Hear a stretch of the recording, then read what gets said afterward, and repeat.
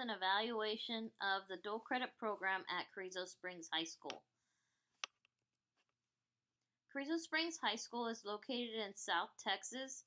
The total number of students in the entire high school is roughly about 400 to 450 students, and this covers grades 9 through 12.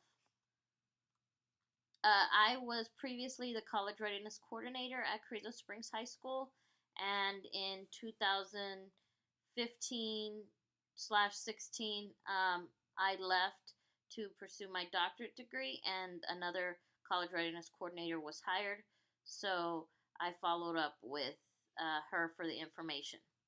As far as the evaluation objectives, I wanted to identify and describe the dual credit curriculum offerings from 2013 to 2016. I wanted to be able to track college readiness outcomes provided by the Texas Education Agency and the Texas Higher Education Coordinating Board. And then also I wanted to identify the number of students by grade level that were in the dual credit program from 2013 to 2016. My sources that I used came from the Texas Education Agency, and they are responsible for all curriculum from pre-K through 12th grade. The Texas Higher Education Coordinating Board is responsible for all the curriculum from colleges and universities in Texas. And then I also use communication with the college readiness coordinator, who is currently at Carrizo Springs High School, to give me internal data of currently what's going on in the program. So as far as the findings for my objectives, I wanted to track the percentage of college-ready students at Carrizo Springs High School. So TEA, the Texas Education Agency, actually gives percentages by year and also by their subject areas and what they deem a student is college ready in the areas of math, reading, writing, and then all areas combined. So as you can see, from 2013 to 2016, those percentages have actually gone down, and I'll be explaining why I think that is what happened in a further slide. So again, as you can see, that from 2013 to 2016, according to TEA, their college readiness, the percentage of college ready students at Carrizo Springs High School has actually decreased. The second objective was to look at the enrollment of the dual credit program for students in Carrizo Springs High School. And as you can see from this chart, from 2013 to 2016, these programs have actually increased. And you can see this is covering grades 9 through 12. Now, in discussions with the college readiness coordinator at the high school, they track those numbers annually.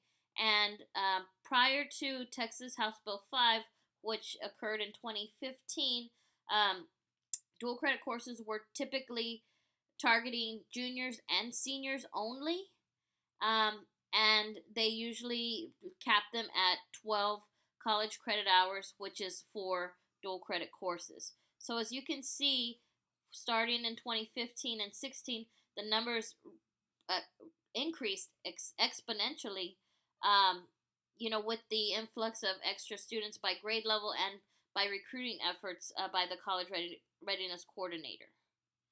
And then finally, the number of dual credit offerings that were offered by Carrizo Springs High School. So obviously, as we spoke before, with the inception of House Bill 5, the course offerings in 2013 and 2014 were limited to the 11th and 12th grade level.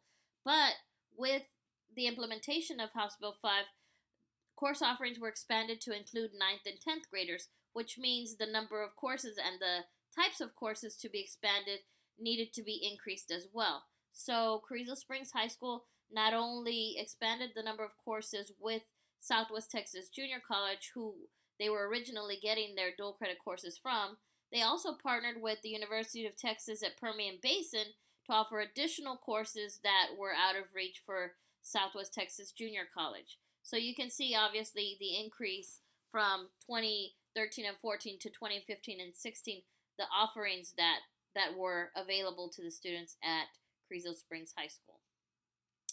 So as far as conclusions and recommendations, one of the interesting things to note is that the comparison of college readiness standards by the Texas Education Agency and the Texas Higher Education Coordinating Board are two different standards. So that is why we got the conflicting data as far as the number of students that were college ready actually decreased, but the number of students in dual credit actually increased. And this is because that the Texas Education Agency, the way that they gauge college readiness is through a multiple use of assessments and measures, which includes end of course testing, the dropout rates, students that pass their end of course exams that are created through TEA. It's also on the number of students that attempt the ACT and SAT scores. So and various other metrics, but those are all factors in the percentage that they deem students college ready. Now, in order to actually go to college in Texas, all you have to do is pass the Texas Success Initiative assessment, which is very similar to the AccuPlacer. So if you can pass that, you're actually college ready according to TAGCB.